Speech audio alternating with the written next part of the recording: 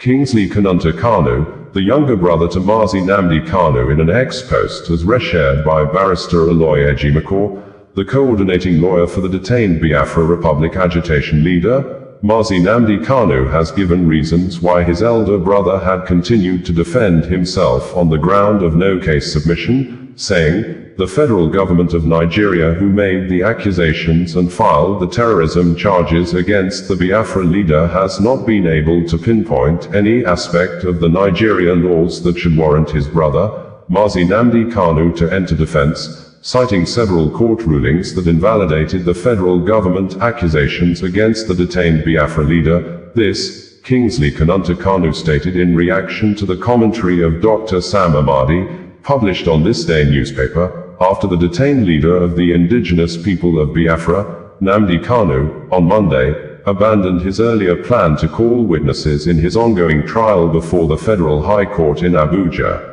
Nnamdi Kanu, who is being prosecuted on 7 counts of terrorism charges brought against him by the federal government, last Friday, had prayed the court for an adjournment after informing the trial judge, Justice James Omotosho, that his former legal team, led by a former Attorney General of the Federation and Minister of Justice, Chief Kanu Agabi, San, had yet to release his case file to him.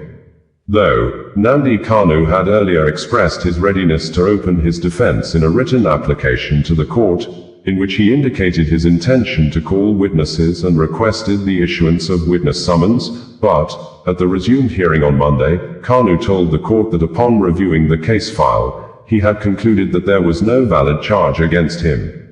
Nnamdi Kanu argued that since he believed the charges were unlawful and that the prosecution had failed to establish any case, there was no need for him to proceed with his defense.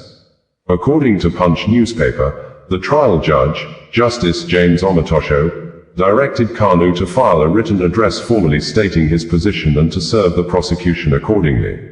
Justice Omotosho further advised the IPOB leader to consult experts in criminal law to understand the possible legal implications of his decision. The judge thereafter adjourned the case to November 4, 5, and 6 for the adoption of final written addresses, based either on Kanu's position that no case had been established against him or for him to proceed with his defense if he decides otherwise. Kingsley Kanunta Kanu's statement, as recirculated by Barrister Aloy Ejimakor on Thursday, tagged, "Legal Rejoinder," to the misleading commentary by Doctor Sam Amadi, published in ThisDay of the 30th of October 2025, titled, "If I were Kanu, I would not refuse to write a defense," stated as follows below. 1. Introduction. Correcting a misguided narrative. The recent article by Dr. Sam Amadi in ThisDay at ThisDay of the 30th of October 2025, suggesting that Mazi Nnamdi Kanu should write a defense instead of claiming he has no case, exemplifies how poorly informed commentary can distort constitutional discourse in Nigeria.